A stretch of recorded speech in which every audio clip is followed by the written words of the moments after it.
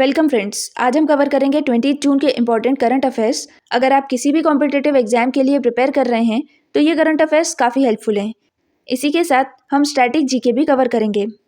सबसे पहले हम कल के यानी कि 19 जून के करंट अफेयर्स का रिवीजन कर लेते हैं। फर्स्ट क्वेश्चन है, operation true promise 3 was recently in news. This military operation is associated with which country. Operation true promise 3 हाल ही में समाचारों में था। यह सैन्य अभियान किस देश से संबंधित है? इसका आंसर है ईरान। ईरान और इजराइल के बीच वॉर चल रही है। इस वॉर में ईरान का जो मिलिट्री ऑपरेशन है उसका नाम ऑपरेशन ट्रू प्रॉमिस 3 है। वहीं इजराइल के मिलिट्री ऑपरेशन का नाम ऑपरेशन राइजिंग लायन है। नेक्स्ट क्वेश्चन है, the joint military exercise Shakti 2025 recently in news is conducted between India and which country. हाल ही में चर्चा में रही संयुक्त सैन्य अभ्यास शक्ति 2025 भारत और किस देश के बीच आयोजित की जाती है? इसका करेक्ट आंसर है फ्रांस। शक्ति ये एक जॉइंट मिलिट्री एक्सरसाइज है जो इंडिया और फ्रांस के बीच होती है। इस मिलिट्री एक्सरसाइज का 8th एडिशन 2025 में फ्रांस में हुआ है। नेक्स्ट क्वेश्चन है, EXIM mission 4 recently rescheduled to June 22 features Indian astronaut Shubhanshu Shukla. This mission is associated with which space platform? EXIM mission 4 जिसे हाल ही में 22 जून के लिए पुनर्निर्धारित किया गया है, इसमें भारतीय अंतरिक्ष यात्री शुभांशु शुक्ला शामिल हैं। यह मिशन किस अंतरिक्ष मंच से संबंधित है? इसका आंसर है international space station. EXIM mission ये एक प्राइवेट स्पेस मिशन है जो एग्जिम स्पेस नाम की एक American private space company launch करती है। इसका मेन पर्पस है कि कमर्शियल एस्ट्रोनॉट्स यानी ऐसे लोग जो स्पेस में जाना चाहते हैं उनको इंटरनेशनल स्पेस स्टेशन तक भेजना। ये मिशन नासा के सपोर्ट से किए जाते हैं। एग्जिम मिशन रिसेंटली रीशेड्यूल किया गया है 22 जून को। इस मिशन में इंडियन एस्ट्रोनॉट शुभांशु शुक्ला भी जाएंगे और शुभांशु शुक्ला पहले इंडियन एस्ट्रोनॉट होंगे जो इंटरनेशनल स्पेस स्टेशन में जाएंगे। नेक्स्ट क्वेश्चन है, Bonn climate change conference 2025 is being held in which country. Bonn जलवायु परिवर्तन सम्मेलन 2025 किस देश में आयोजित किया जा रहा है? इसका आंसर है जर्मनी। बॉन क्लाइमेट चेंज कॉन्फ्रेंस जर्मनी में हुई है। इस कॉन्फ्रेंस को United Nation Framework Convention on Climate Change organise करता है, यानी UNFCCC, United Nation Framework Convention on Climate Change. Next question है, The Indian government recently announced 3,000 FASTag annual pass for private vehicles. How many toll-free trips does this pass allow?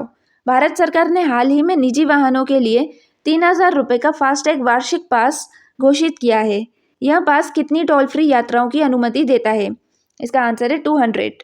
Ministry of road transport and highways ने recently private vehicles के लिए FASTag का annual पास announce किया है। ये annual पास 3,000 rupees का है।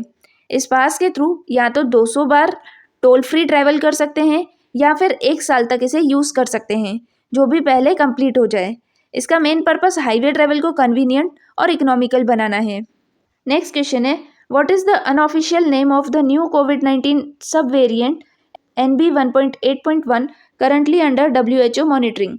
WHO की निगरानी में मौजूद नए कोविड-19 सब वेरिएंट NB 1.8.1 का अनौपचारिक नाम क्या है? इसका आंसर है निम्बस। कोविड-19 का एक नया सब वेरिएंट आया है, इस सब वेरिएंट का नाम निम्बस है। नेक्स्ट क्वेश्चन है, United Nations has declared which date as International Day Against Unilateral Coercive Measures starting from 2025। संयुक्त राष्ट्र ने 2025 से किस तिथि को एक तरफा दबावात्मक उपायों के खिलाफ अंतर्राष्ट्रीय दिवस घोषित किया है? इसका आंसर है 4 दिसंबर। यूनाइटेड नेशंस ने रिसेंटली डिक्लेयर किया है कि 4 दिसंबर को international Day Against Unilateral Coercive measures observe किया जाएगा। यूनिलैटरल कोर्सिव मेजर्स यानी जब कोई पावरफुल कंट्री किसी दूसरी कंट्री पर सैंक्शंस लगा देती है। इस दिन को सेलिब्रेट करने का मेन पर्पस है कि अवेयरनेस क्रिएट करना और कंट्रीज को एनकरेज करना कि डिस्प्यूट्स को बातचीत करके सॉल्व किया जाए, ना कि सैंक्शंस लगा के। नेक्स्ट क्वेश्चन है, which 2 countries will co host ICC women's ODI world cup 2025। ICC महिला वनडे विश्व कप 2025 की सह मेजबानी किन 2 देशों द्वारा की जाएगी? इसका आंसर है इंडिया और Sri Lanka. ICC women's ODI world cup 2025 India और श्रीलंका दोनों कंट्रीज होस्ट करेंगी। इसमें प्राइमरी होस्ट इंडिया है। नेक्स्ट क्वेश्चन है, who has been appointed as the first women economic affairs secretary of India effective from 1 July 2025। भारत की पहली महिला आर्थिक मामलों की सचिव के रूप में किसे नियुक्त किया गया है, जिनका कार्यकाल 1 जुलाई 2025 से प्रभावी होगा? इसका करेक्ट आंसर है Anuradha Thakur. Anuradha Thakur first women economic affairs secretary of India appoint हुई हैं। इसी के साथ ये सेबी बोर्ड में भी अपॉइंट हुई हैं। नेक्स्ट क्वेश्चन है, on which date is international day for countering hate speech observe globally? विश्व स्तर पर घृणा भाषण के विरुद्ध अंतर्राष्ट्रीय दिवस किस तिथि को मनाया जाता है? इसका आंसर है 18 जून। International day for countering hate speech हर साल 18 जून को ऑब्जर्व किया जाता है। नेक्स्ट क्वेश्चन है, sustainable gastronomy day observed annually on 18 June is promoted by which of the following international organisations? हर साल 18 जून को मनाया जाने वाला सस्टेनेबल गैस्ट्रोनॉमी डे निम्नलिखित में से किस अंतर्राष्ट्रीय संगठन द्वारा बढ़ावा दिया जाता है? इसका आंसर है यूनाइटेड नेशंस, यूनेस्को यानी United Nation educational scientific and cultural organisation, और FAO यानी food and agriculture organisation. Sustainable gastronomy day हर साल 18 जून को ऑब्जर्व किया जाता है। यूनाइटेड नेशंस, यूनेस्को और फूड एंड एग्रीकल्चर ऑर्गेनाइजेशन इस दिन को प्रमोट करती है। इस दिन को सेलिब्रेट करने का मेन पर्पस फूड के थ्रू सस्टेनेबिलिटी को प्रमोट करना है। नेक्स्ट क्वेश्चन है, on which date is world sickle cell day observed every year? विश्व सिकल सेल दिवस हर वर्ष किस तिथि को मनाया जाता है? इसका आंसर है 19 जून। हर साल 19 जून को सिकल सेल डे ऑब्जर्व किया जाता है। अब हम आज के यानी 20 जून के करंट अफेयर्स कवर करेंगे। फर्स्ट क्वेश्चन है, how many young authors received साहित्य अकेडमी युवा पुरस्कार 2025? साहित्य अकेडमी युवा पुरस्कार, जिसे युवा पुरस्कार भी कहा जाता है, 2025 में ये कितने यंग ऑथर्स को दिया गया है? इसका करेक्ट आंसर है 23 ऑथर्स को साहित्य अकेडमी युवा पुरस्कार अवार्ड दिया गया है। साहित्य अकेडमी अवार्ड लिटरेचर की फील्ड में दिया जाता है। साहित्य अकेडमी के प्रेसिडेंट श्री माधव कौशिक हैं। साहित्य अकेडमी युवा पुरस्कार ये अवार्ड 2011 में स्टार्ट हुआ था।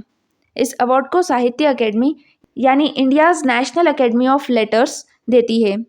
इसका मेजर पर्पस है कि यंग लिटरेरी टैलेंट को रिकॉग्नाइज किया जाए। इस अवार्ड के लिए ऐसे राइटर्स एलिजिबल होते हैं जिनकी एज 35 ईयर्स से कम है। ये award novel, poetry, short stories, ऐसे और क्रिटिसिज्म के लिए दिया जाता है। ये सारे वर्क्स यानी नॉवेल, पोएट्री ये 24 इंडियन लैंग्वेजेस में हों तभी ये अवार्ड के लिए एलिजिबल होते हैं। 24 इंडियन लैंग्वेजेस यानी ऐसी लैंग्वेजेस जो इंडियन कॉन्स्टिट्यूशन के 8th शेड्यूल में हैं। इसी के साथ इंग्लिश और राजस्थानी लैंग्वेज भी इंक्लूड है। इस अवार्ड में 50,000 रुपीज़ का कैश प्राइज, ट्रॉफी और सर्टिफिकेट दिया जाता है। नेक्स्ट क्वेश्चन है, what is the name of the operation launched by India to evacuate its nationals from Iran in 2025? 2025 में ईरान से भारतीय नागरिकों को निकालने के लिए भारत द्वारा शुरू किए गए अभियान का नाम क्या है? इसका करेक्ट आंसर है option B, operation Sindhu. Iran और इजराइल में वॉर चल रही है। ईरान से इंडियन नेशनल्स को इवैक्यूएट करने के लिए इंडियन गवर्नमेंट ने ऑपरेशन लॉन्च किया है। इस ऑपरेशन का नाम ऑपरेशन सिंधु है। नेक्स्ट क्वेश्चन है, who was conferred the Padma Bhushan award for contributions to literature? साहित्य में योगदान के लिए किसे पद्म भूषण पुरस्कार से सम्मानित किया गया है? इसका करेक्ट आंसर है ऑप्शन बी, राम बहादुर राय। राम बहादुर राय को पद्म भूषण अवार्ड दिया गया है। वैसे तो पद्म अवार्ड्स रिपब्लिक डे पे जनवरी में दिए जाते हैं, पर राम बहादुर राय वो सेरेमनी अटेंड नहीं कर पाए थे, इसीलिए उन्हें Padma Bhushan award Indira Gandhi national centre for arts New Delhi में दिया गया है, जहाँ के वो प्रेसिडेंट भी हैं। राम बहादुर राय ने जर्नलिस्ट और एजुकेशन की फील्ड में काफ़ी इंपॉर्टेंट कॉन्ट्रीब्यूशन किए हैं। बात करें उनके पब्लिकेशंस और एडिटोरियल कॉन्ट्रीब्यूशंस की, तो उन्होंने VP सिंह, जो कि इंडिया के 7th प्रेसिडेंट थे, उनके ऊपर एक बायोग्राफी लिखी है जिसका नाम है मंजिल से ज़्यादा सफ़र। इसी के साथ उन्होंने आचार्य कृपलानी की भी बायोग्राफी लिखी है जिसका नाम है शाश्वत विरोधी राजनेता। पॉलिटिकल एनालिसिस पर उनकी लिखी गई बुक राहबारी के सवाल और काली खबरों की कहानी उनके इम्पोर्टेंट कॉन्ट्रीब्यूशंस हैं। बात करें पद्म अवार्ड्स की, पद्म अवार्ड्स हाईएस्ट सिविलियन ऑनर है, ये रिपब्लिक डे के दिन दिए जाते हैं। ये अवार्ड्स 3 कैटेगरीज में दिए जाते हैं, पद्मश्री, पद्म भूषण और पद्म विभूषण। ये तीनों अवार्ड्स को प्रेसिडेंट ऑफ इंडिया देती हैं और इनका अनाउंसमेंट रिपब्लिक डे से पहले किया जाता है। नेक्स्ट क्वेश्चन है, what is India's rank in World Economic Forum energy transition index 2025? World Economic Forum के एनर्जी ट्रांजिशन इंडेक्स 2025 में भारत की रैंक क्या है? इसका करेक्ट आंसर है option C, 71st। Energy transition index World Economic Forum release करती है। इस इंडेक्स में इंडिया की रैंक 71st है। इस इंडेक्स में टॉप 5 कंट्रीज हैं, स्वीडन, फिनलैंड, डेनमार्क, नॉर्वे और स्विट्जरलैंड। अब बात करते हैं वर्ल्ड इकोनॉमिक फोरम की। वर्ल्ड इकोनॉमिक फोरम 1971 में क्लॉस श्वाब ने फाउंड की थी। इसका हेडक्वार्टर कोलोग्नी, स्विट्जरलैंड में है। वर्ल्ड इकोनॉमिक फोरम के चेयरमैन पीटर ब्रैबैक-लेटमेथ और प्रेसिडेंट और सीईओ बॉर्ज ब्रेंडे हैं। नेक्स्ट क्वेश्चन है, who has been appointed as the new provost of MIT in 2025? 2025 में MIT के नए प्रोवोस्ट के रूप में किसे नियुक्त किया गया है? इसका करेक्ट आंसर है ऑप्शन सी, अनंता चंद्रकासन। अनंता चंद्रकासन MIT के प्रोवोस्ट अपॉइंट हुए हैं। MIT यानी मैसाचुसेट्स इंस्टीट्यूट ऑफ टेक्नोलॉजी। किसी भी बड़ी यूनिवर्सिटी या कॉलेज में प्रोवोस्ट एक बहुत इंपॉर्टेंट पोस्ट होती है। ये किसी भी यूनिवर्सिटी का सेकंड इन कमांड यानी दूसरा सबसे बड़ा ऑफिसर होता है, जो कि यूनिवर्सिटी में प्रेसिडेंट या चांसलर के जस्ट बाद आता है। नेक्स्ट क्वेश्चन है, when is international day for the elimination of sexual violence in conflict observed each year? प्रत्येक वर्ष संघर्ष में यौन हिंसा के उन्मूलन के लिए अंतर्राष्ट्रीय दिवस कब मनाया जाता है? इसका करेक्ट आंसर है ऑप्शन सी, 19 जून। 19 जून को international day for elimination of sexual violence in conflict observe किया जाता है। इस बार की थीम है breaking the cycle, healing the scars. इस दिन का पर्पस है कि वॉर के टाइम पे जो सेक्सुअल वायलेंस और ऐसी एक्टिविटीज़ होती है उनको एलिमिनेट किया जाए और इसके लिए अवेयरनेस लाई जाए ताकि इन एक्टिविटीज़ को ख़त्म कर सकें। नेक्स्ट क्वेश्चन है, which 2 countries have partnered to manufacture Falcon 2000 jets in India? Bharat में फैल्कन 2000 जेट का निर्माण करने के लिए किन 2 कंपनियों ने साझेदारी की है? इसका करेक्ट आंसर है option C, Reliance aerostructure limited and Dassault aviation. Reliance aerostructure limited ये इंडिया की कंपनी है और डसॉल्ट एविएशन ये फ्रांस की कंपनी है। इन दोनों कंपनीज के बीच में पार्टनरशिप हुई है ताकि फैल्कन 2000 जो कि बिजनेस जेट है उसको इंडिया में मैन्युफैक्चर किया जाए और ये मैन्युफैक्चरिंग नागपुर में होगी। नेक्स्ट क्वेश्चन है, who is the author of the novel the stars light the way? उपन्यास the stars light the way के लेखक कौन हैं? इसका करेक्ट आंसर है option B, Sucheta Raj Khanna. The stars light the way इस नॉवेल की ऑथर हैं। नेक्स्ट क्वेश्चन है, who is the author of the book India's finance ministers different strokes 1998 to 2014? पुस्तक India's finance ministers different strokes 1998 to 2014 के लेखक कौन हैं? इसका करेक्ट आंसर है option B, AK Bhattacharya. AK Bhattacharya India's finance minister different strokes book के author हैं। ये बुक इंडिया के फाइनेंस मिनिस्टर और पोस्ट रिफॉर्म इकोनॉमिक मोमेंटम के बारे में है। नेक्स्ट क्वेश्चन है, where was the first international big cat alliance assembly held? पहली अंतर्राष्ट्रीय बिग कैट अलायंस असेंबली कहाँ आयोजित की गई? इसका करेक्ट आंसर है option D, new Delhi. International big cat alliance new Delhi में ऑर्गेनाइज किया गया है। इंटरनेशनल बिग कैट अलायंस के प्रेसिडेंट भूपेंद्र यादव और डायरेक्टर जनरल SP यादव हैं। इंटरनेशनल बिग कैट अलायंस ये इनिशिएटिव इंडिया ने स्टार्ट किया है। इस इनिशिएटिव का मेजर पर्पस है कि पूरे वर्ल्ड की 7 इंपॉर्टेंट बिग कैट स्पीशीज़ को प्रोटेक्ट किया जा सके। ये बिग कैट स्पीशीज़ हैं tiger, lion, snow leopard, jaguar, puma और चीता। इंटरनेशनल बिग कैट अलायंस ये initiative prime minister Narendra Modi ने प्रोजेक्ट टाइगर की 50th एनिवर्सरी पे अनाउंस किया था। इस इनिशिएटिव में 27 कंट्रीज ने पार्टिसिपेट किया है। नेक्स्ट क्वेश्चन है, which Indian state became the first to launch the mobile based e-voting for urban local body elections? कौन सा भारतीय राज्य शहरी स्थानीय निकाय चुनावों के लिए मोबाइल आधारित ई-वोटिंग शुरू करने वाला पहला राज्य बना? इसका करेक्ट आंसर है ऑप्शन डी, बिहार। बिहार पहली स्टेट बन गई है जहां पर मोबाइल बेस्ड ई-वोटिंग के थ्रू इलेक्शंस होंगे। ये इलेक्शंस अर्बन लोकल बॉडीज़ के लिए होंगे। इसका मेन पर्पस ये ही है कि रिमोट एरियाज़ में भी लोग वोटिंग कर सकें। बात करें बिहार की तो बिहार की कैपिटल पटना, बिहार के चीफ मिनिस्टर नीतीश कुमार और बिहार के गवर्नर आरिफ मोहम्मद खान हैं। नेक्स्ट क्वेश्चन है, which caves in Andhra Pradesh were recently declared a geoheritage site by geological survey of India. Andhra Pradesh की किन गुफाओं को हाल ही में भारतीय भूवैज्ञानिक सर्वेक्षण द्वारा भू धरोहर स्थल घोषित किया गया है? इसका करेक्ट आंसर है ऑप्शन सी, बेलम केव्स। बेलम केव्स को जियोलॉजिकल सर्वे ऑफ इंडिया ने जियो हेरिटेज साइट डिक्लेयर किया है ताकि इन केव्स के जियोलॉजिकल इंपॉर्टेंस को समझते हुए इन्हें प्रोटेक्ट किया जा सके। बेलम केव्स आंध्र प्रदेश में सिचुएटेड हैं।